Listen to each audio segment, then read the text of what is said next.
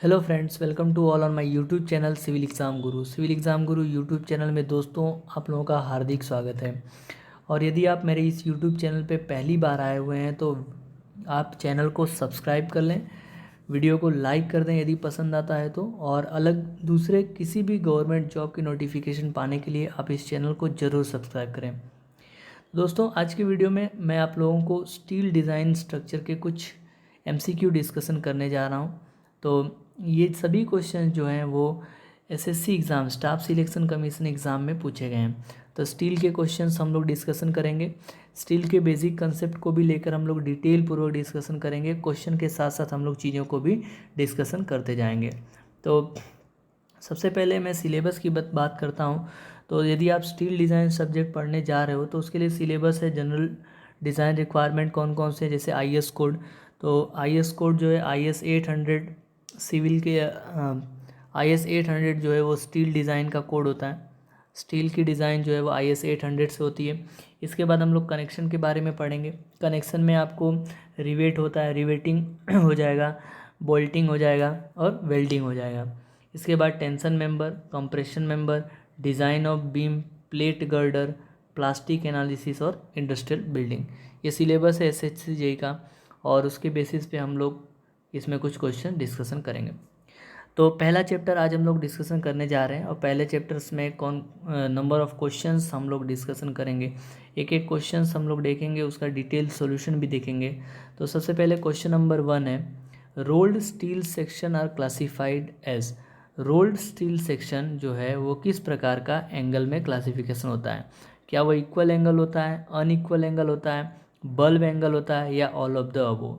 तो rolled steel section जो है वो इक्वल एंगल, अनइक्वल एंगल और बल्ब एंगल तीनों में कंसिडर किया जाता है। तो ऑप्शन डी इसका बिल्कुल सही आंसर हो जाएगा, और ऑप्शन डी इसका करेक्ट आंसर है। Rolled steel section are equal section, unequal section and bulb section. तीनों सेक्शन जो है वो रोल्ड स्टील सेक्शन में कंसिडर करते हैं। ठीक है, नेक्स्ट क्वेश्चन है, for the steel construction where secondary effect are considered without wind or earthquake load, the permissible stress on the member or connection as specified may exceeded by। ऐसा steel construction जहाँ पे हमें secondary effect consider करना हो, considered but without considering the wind और earthquake load, the permissible stress on the member और connection. तो उस मेंबर या कनेक्शन पे जो परमिजिबल स्ट्रेस है वो हम कितना जो है बढ़ाएंगे, मेंबर पे जो परमिजिबल स्ट्रेस आ रही है वो हम कितना डिक्रीज करेंगे, कितना रिड्यूस करेंगे। ठीक है, तो इसका आंसर जो हो जाएगा वो हमें कितना करना पड़ेगा, 25%। यदि हम जो है विंड और अर्थक्वेक लोड को कंसीडर नहीं कर रहे हैं तो हमें जो है 25% स्ट्रेस, परमिजिबल स्ट्रेस जो है वो इंक्रीज करना पड़ेगा। एज पर IS 800 इसका डिटेल नोटिफिकेशन देख लेते हैं।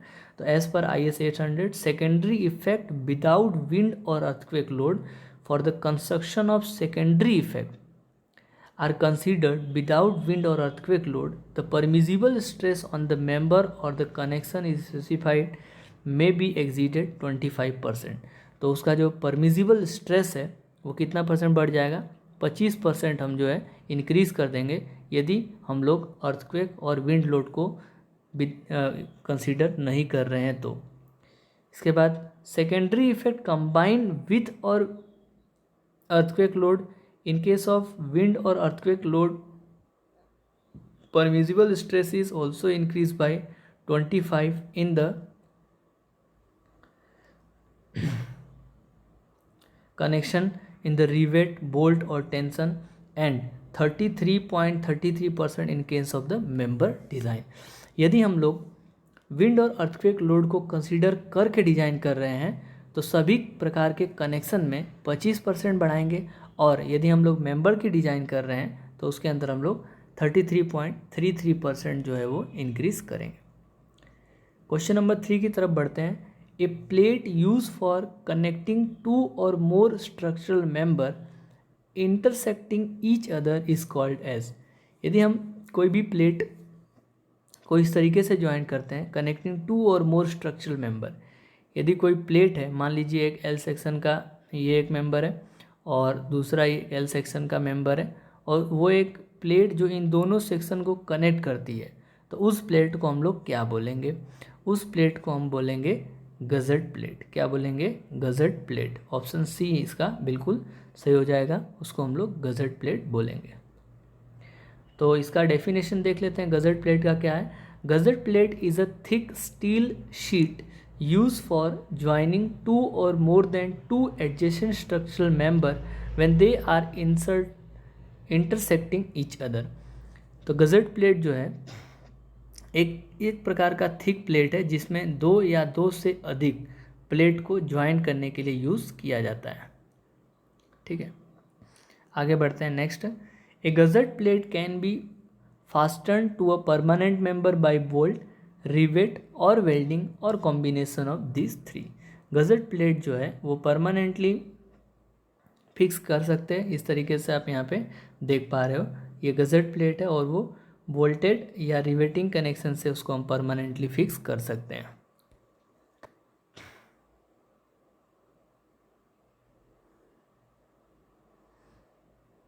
चलिए आगे बढ़ते हैं।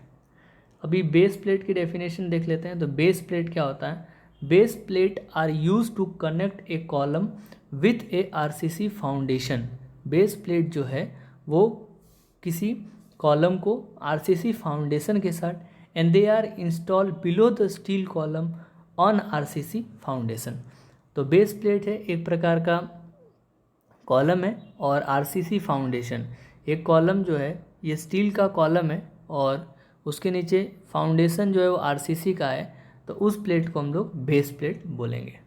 When we provide a base plate beneath a column, the load get disappear to dispersed to a larger area, and after that it is transferred to the concrete foundation, hence the system foundation is safe.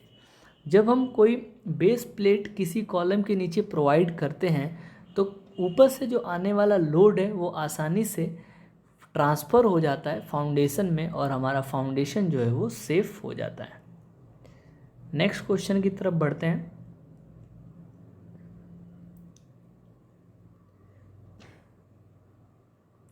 ये आप यहाँ पे देख पा रहे हो, थोड़ा diagram दिया गया। स्टील कॉलम है, एंगल ऑफ कनेक्शन और ये बेस प्लेट और ये कंक्रीट फाउंडेशन।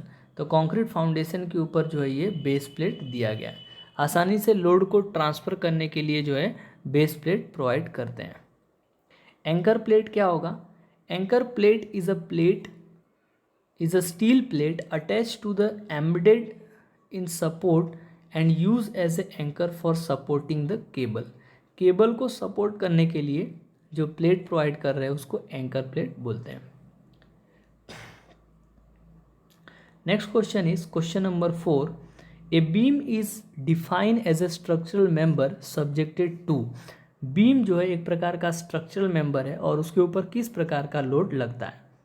क्या उसके ऊपर एक्सियल लोडिंग होती है, ट्रांसवर्स लोडिंग होता है, एक्सियल एंड ट्रांसवर्स लोडिंग दोनों होता है, या नन ऑफ द अबव? तो क्या हो जाता है? बीम एक प्रकार का स्ट्रक्चरल मेंबर है और जिसके ऊपर ट्रांसवर्स लोडिंग लगता है। ठीक है, एक्सियल लोडिंग तो कैसे लगेगा? कॉलम के अंदर एक्सियल लोडिंग लगता है, बीम के ऊपर तो इस प्रकार से कुछ परपेंडिकुलर लोड लगता है। तो जब किसी भी बीम के ऊपर, किसी भी स्ट्रक्चर के ऊपर परपेंडिकुलर लोड लगेगा तो उसको हम लोग ट्रांसवर्स लोड बोलेंगे। तो बीम एक ट्रांसवर्स मेंबर भी कहलाता है। Beam is one of the a beam is one dimension, length much larger as compared to width and the depth, structural member subjected to the transverse loading. Transverse loading will bend the beam. Transverse loading की वजह से beam जो है वो bend होता है, which result in the development of compressive and the tensile stress across the cross section of the beam due to flexure. तो जब बीम के ऊपर, मान लीजिए ये आपका बीम है और इस बीम के ऊपर जब कोई भी ट्रांसवर्स लोड लगेगा तो उस लोड के कारण ये जो बीम है वो बेंड होगी, और जब बीम बेंड होगी तो उसके अंदर फ्लेक्चरल क्रिएट होगा और इस फ्लेक्चर को हम लोग बेंडिंग बोलते हैं। ठीक है, इस फ्लेक्सुरल को हम लोग क्या बोलते हैं, बेंडिंग बोलते हैं। तो उसी के कारण से उसके अंदर कंप्रेसिव और टेंसाइल स्ट्रेस जो है वो डेवलप होती है। Also transverse loading will develop shear stress along the cross section of the beam. Transverse loading के कारण बीम के अंदर शियर स्ट्रेस भी जनरेट होता है। तो ट्रांसवर्स लोडिंग, जैसे मान लीजिए इस प्रकार से कोई लोड आ रहा है, यूडियल लोड, तो ट्रांसवर्स लोडिंग की वजह से कंप्रेसिव, टेंसाइल और शियर, ये तीनों प्रकार का लोड जो है वो जनरेट हो सकता है, आपको ध्यान रखना है। मान लीजिए ये बीम का क्रॉस सेक्शन है, तो एक ऐसा एक्सिस जो बीम के बिटवीन पॉइंट से या बोलो कि सीजी पॉइंट से पास होती है, उसको हम लोग बोलते हैं न्यूट्रल एक्सिस। और न्यूट्रल एक्सिस के ऊपर का जो जोन होता है उसको हम लोग बोलते हैं कंप्रेसिव जोन, और उसके नीचे का जोन होता है उसको हम लोग बोलते हैं tensile zone.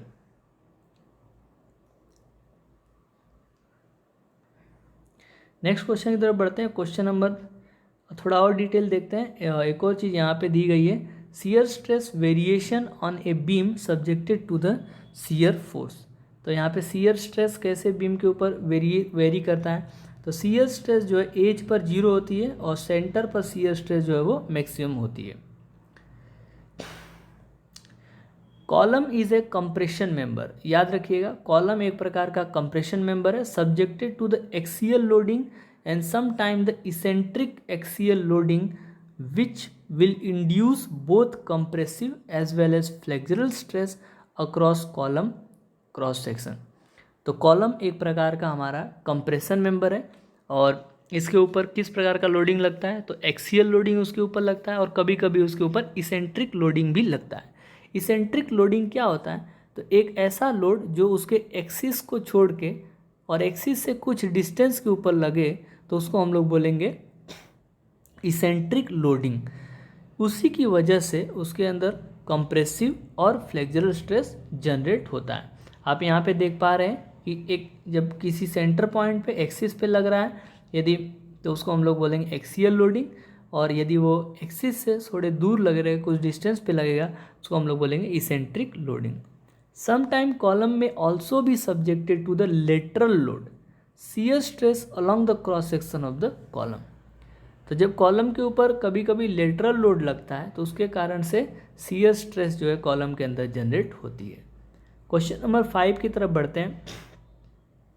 The method of design of steel framework for the greatest rigidity and the economic in weight is known as method of design of steel formwork, steel framework। यदि हम लोग स्टील फ्रेमवर्क की design कर रहे हैं और हमारा जो मेन मोटो है कि वो इकोनॉमिकल भी होना चाहिए वेट में और रिजिड भी होना चाहिए, तो उसके लिए हम लोग किस प्रकार की डिज़ाइन फॉलो करेंगे, क्या वो सिंपल डिज़ाइन होगा, क्या वो semi rigid design, fully rigid design, या फिर नन ऑफ दीज क्या हो सकता है। तो आंसर इज़ वेरी क्लियर। यदि आपको रिजिड डिज़ाइन करवानी है तो आपका जो आंसर होना चाहिए वो फुल्ली रिजिड डिज़ाइन स्ट्रक्चर बनेगा। ठीक है, तो method of design of steel formwork के बारे में डिटेल देखते हैं। तो सबसे पहला है आपका simple design. Simple design based on the elastic theory. Simple design जो है स्टील फ्रेमवर्क की डिज़ाइन की जो सिंपल डिज़ाइन है वो इलास्टिक थ्योरी के ऊपर बेस्ड है। No moment is transfer from one connected member to another connected member. किसी भी एक मेंबर से दूसरे मेंबर के ऊपर किसी भी प्रकार का मोमेंट ट्रांसफ़र नहीं होता है सिंपल डिज़ाइन में। For the design purpose structure is assume to be the pin joint. तो जब हम लोग सिंपल डिज़ाइन की बात करते हैं तो यहाँ पे स्ट्रक्चर को पिन जॉइंट कंसीडर किया जाता है। All the connection of the beam, girder और truss are virtually flexible. Beam का कनेक्शन, गर्डर का या ट्रस का, जितने भी कनेक्शन होते हैं वो सब पिन जॉइंट होते हैं।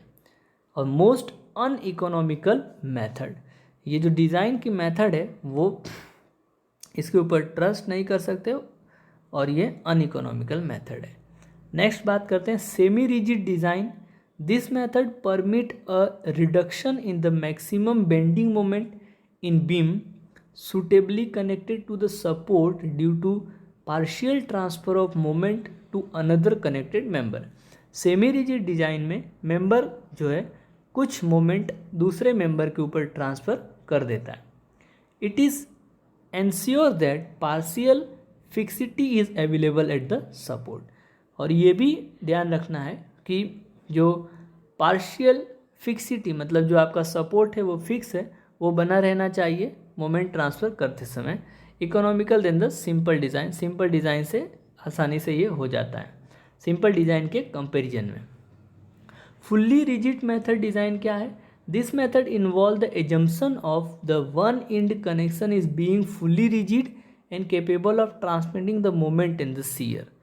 अब इस मेथड में एक कनेक्शन जो है, एक एंड जो है वो पूरा का पूरा फुल्ली रिजिड होगा और capable of transmitting the moment and the shear. Moment और सीयर दोनों को ट्रांसमिट करने के लिए ये यूज़फुल होगा, मतलब आसानी से ट्रांसफ़र कर सकेगा।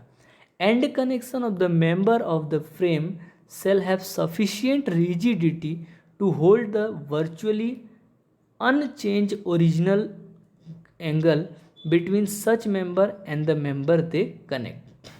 इसका जो एंड कंडीशन है मेंबर का, उसकी सफिशिएंट रिजिडिटी होगी और to hold the virtually unchange original angle, और वो जितने भी दूसरे ओरिजिनल एंगल है उसको आसानी से होल्ड करके रखेगा, पकड़ अनचेंज मतलब उसमें कोई चेंज नहीं दिखाई देगा। Between such member and the member they connect, या फिर उस दो मेंबर के बीच में या फिर जिस मेंबर से वो जुड़ा हुआ है उससे। It is use in convenient case and the gives economy in the weight of steel and the saves construction cost. और ये बहुत ही अलग डिज़ाइन मेथड में यूज़ होता है और इसमें इकोनॉमिकल मेथड है, कंस्ट्रक्शन कॉस्ट जो है वो सेव होती है। नेक्स्ट क्वेश्चन की बात करते हैं। Permissible bending stress in the steel is, steel के अंदर कितना बेंडिंग स्ट्रेस परमिजिबल है? तो answer is option B 1819 kg पर centimetre square. Question number 7, the heaviest I section for the same depth is. तो Indian ISHB heaviest I section कौन सा है?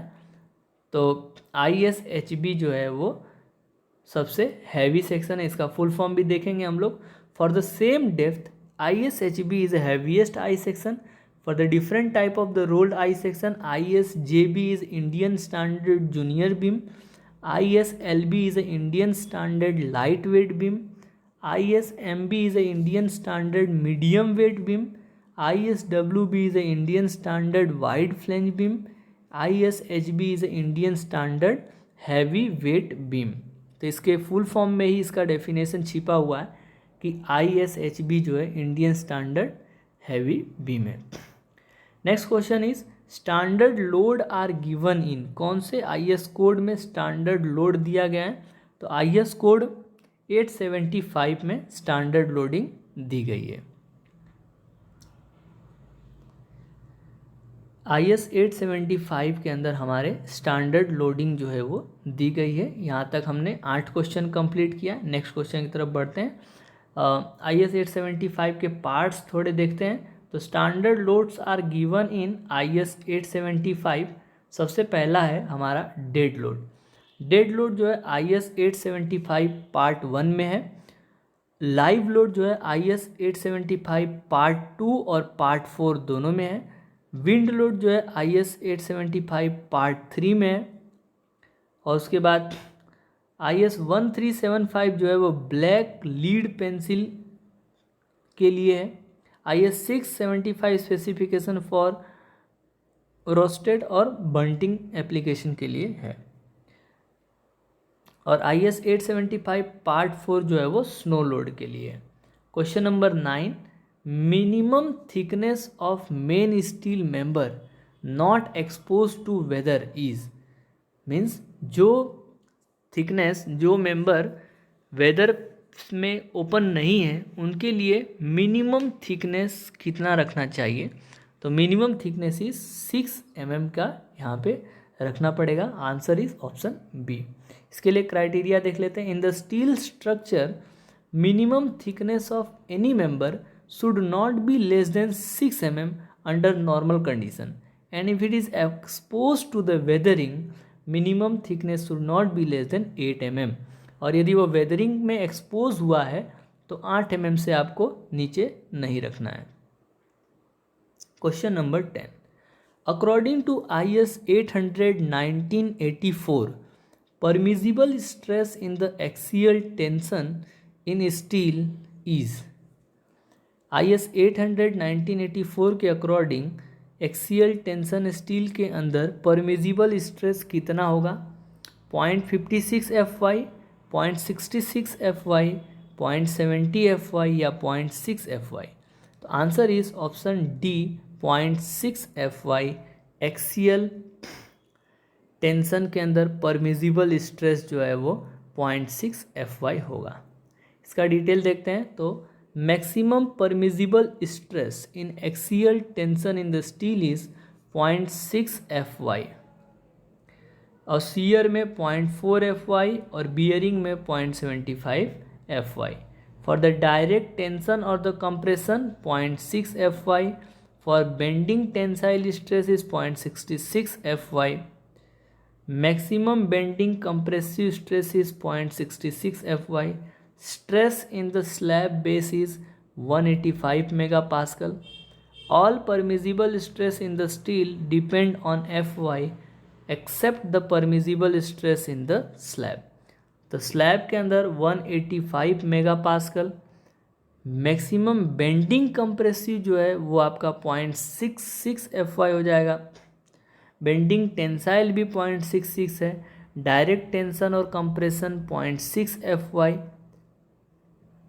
ठीक है। Next question is factor of safety is the ratio of. Factor of safety bearing stress और working stress का ratio है, yield stress और वर्किंग स्ट्रेस का रेशियो है, या फिर tensile stress and working stress, या compressive stress and working stress. तो ऑप्शन बी इसका बिल्कुल सही आंसर है। Yield stress and working stress का जो रेशियो है उसको बोला गया है factor of safety. Yield stress and working stress.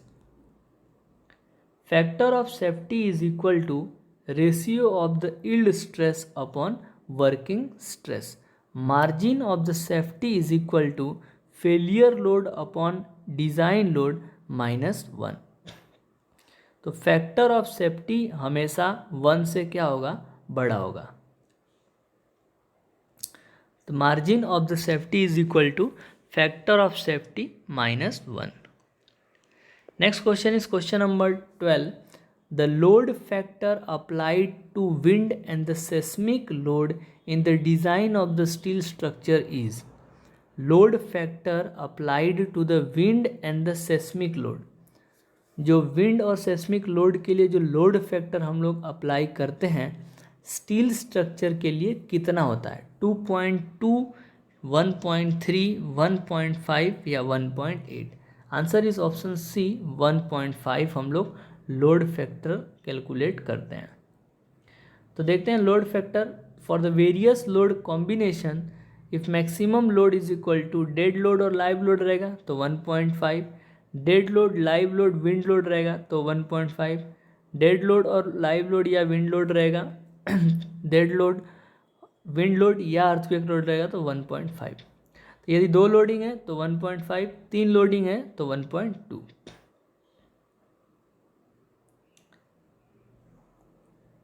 Next question is question number 13। Permissible stress में ऑल्सो बी नोन एज। तो परमिजिबल स्ट्रेस को हम लोग वर्किंग स्ट्रेस भी बोलते हैं। Permissible stress are some fraction of the yield stress of the material. Permissible stress is equal to sigma A बराबर FY upon M। M is a factor of safety. तो stress use in the practical design are term as a working stress. Actually में जो design होती है उसके लिए जो stress हम लोग यूज़ करते हैं उसको हम लोग वर्किंग स्ट्रेस बोलते हैं। They should never exceed the permissible stress. कभी भी वर्किंग स्ट्रेस जो है परमिजिबल स्ट्रेस से बड़ा नहीं होना चाहिए। As per IS 800 the factor of safety adopted with respect to the yield stress of the steel is, तो कितना होगा 1.45, 1.5, 1.75 या 2.0। यील्ड स्ट्रेस के लिए फैक्टर ऑफ सेफ्टी हम लोग कितना कंसीडर करेंगे? यील्ड स्ट्रेस के लिए फैक्टर ऑफ सेफ्टी कितना कंसीडर करेंगे? तो आंसर इज सी, कितना होगा 1.67। यील्ड स्ट्रेस के लिए फैक्टर ऑफ सेफ्टी हम लोग कंसीडर करेंगे 1.67। चलिए नेक्स्ट क्वेश्चन बढ़ते हैं आगे। As per IS 800 1984 factor of safety with respect to yield stress of the steel is 1.67। अब यहाँ पे एक फैक्टर ऑफ सेफ्टी का चार्ट दिया हुआ है। तो resistance governed by yielding 1.1, resistance of the member to the buckling 1.1, resistance governed by ultimate stress 1.25, bolt friction type, bolt bearing type 1.25, rivet के लिए भी 1.25 और वेल्ड के लिए 1.25 और 1.5। Partial safety factor on the steel stresses is, partial safety factor on the steel stress is, कितना होगा partial safety factor steel stress के लिए 1.15। ये भी क्लॉज देखते हैं। As per IS 456 clause number 36.4.2 partial safety factor of the steel is 1.15 and for the concrete is 1.5 in the limit state of the collapse. आगे question हम लोग अपने नेक्स्ट वीडियो में डिस्कशन करेंगे। यदि आपको वीडियो अच्छा लगा है तो आप एक बार लाइक कर दीजिए। Thank you very much for watching the video. और यदि आप जो है चैनल पर पहली बार आए हुए हैं तो चैनल को सब्सक्राइब जरूर करें और बेल आइकन को प्रेस करें, जिससे आने वाली नोटिफिकेशन आपको मिलती रहे। मैं काफ़ी सारे सब्जेक्ट के वीडियो जो है अपलोड कर चुका हूँ, तो आप उन्हें भी देख सकते हैं। Thank you very much.